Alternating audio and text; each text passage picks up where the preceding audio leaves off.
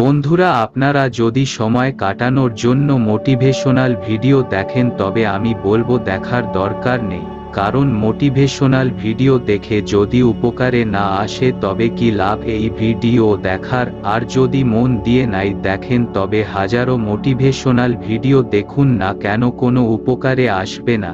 যা কিছু করবেন মন দিয়ে করবেন, অল্প হলেও সেটা যেন আয়ত্ত করতে পারেন।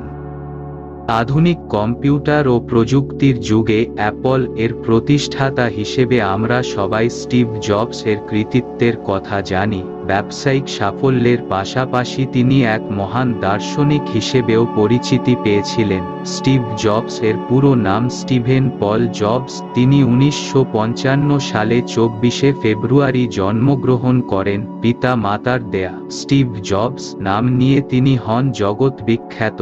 কিভাবে তিনি বিখ্যাত হলেন তা এই ভিডিওতেই আমরা অনুভব করব।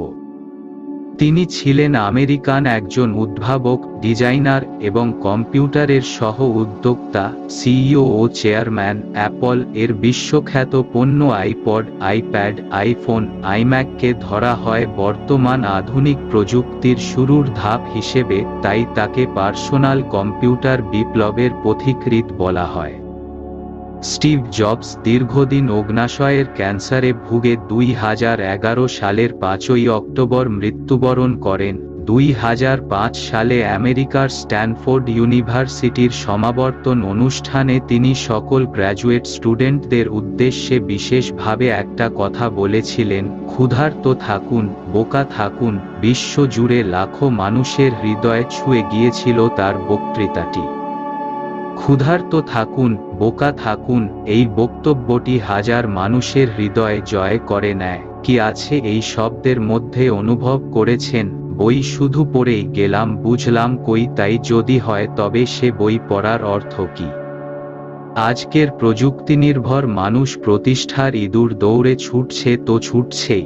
মানুষ যন্ত্রসভ্যতার ভিড়ে চাপা পড়ে ভুলে যেতে বসেছে জীবনের মানে। জীবনের সার্থক রূপায়ণ কিভাবে কোথায় পাওয়া যাবে, তাই এক সফল সংগ্রামী উচ্চাকাঙ্ক্ষী মানুষ দার্শনিক স্টিভ জবসের উপলব্ধির মূল্যবান কথাগুলি আজকের আধুনিক মানুষের জীবনবোধকে পাল্টে দিতে পারে। সুন্দর, শান্ত, উদার জীবনের জন্য স্টিভ জবস এর উক্তিগুলি পড়ে নেওয়া প্রয়োজন। আসুন তাহলে একবার দেখে নিই স্টিভ জবসের অমূল্য সেই উক্তি বা বাণীগুলি।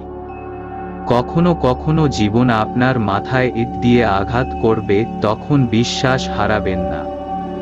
আপনার সময় সীমিত, সুতরাং অন্য কারো জীবন যাপন না করে বরং নিজের জীবনটাই যাপন করুন। আমার বয়স যখন 17, তখন কোথায় যেন পড়েছিলাম, যদি প্রত্যেক দিন এমনভাবে কাটাও যেন আজই তোমার জীবনের শেষ দিন, একদিন না একদিন ব্যাপারটা সত্যি হবেই। এই উক্তিটি আমাকে গভীরভাবে অভিভূত করল।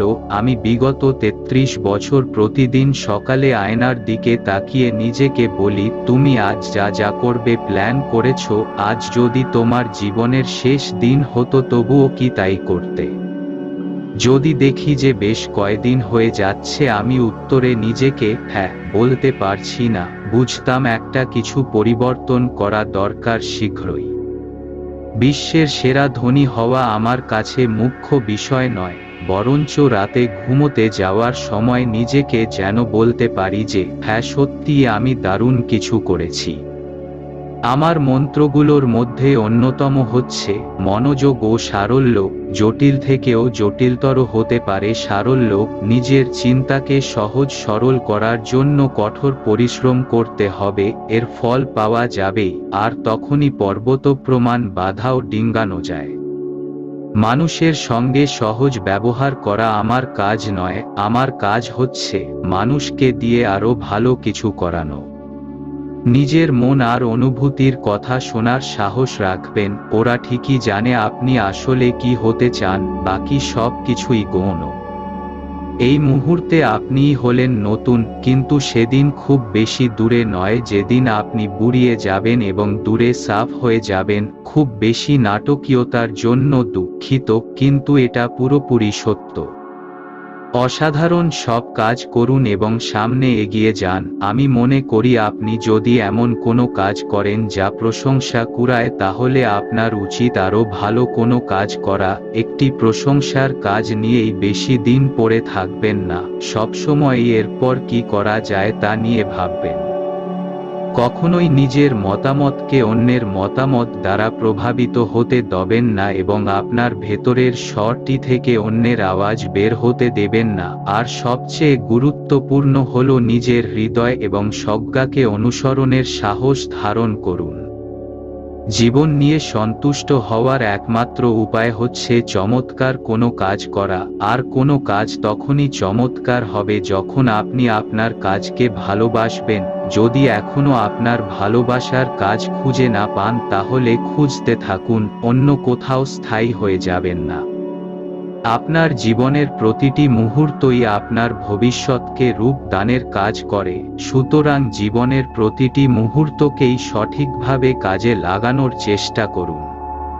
আপনি যদি সৃজনশীল পথে আপনার জীবন কাটাতে চান একজন শিল্পী হিসেবে, তাহলে আপনার পেছনের দিকে বেশি তাকানোটা ঠিক হবে না। আপনার মধ্যে ইচ্ছাশক্তি থাকতে হবে, যার মাধ্যমে আপনি যা ছিলেন এবং আপনি যা করেছেন তা যেন ছুঁড়ে ফেলে দিতে পারেন।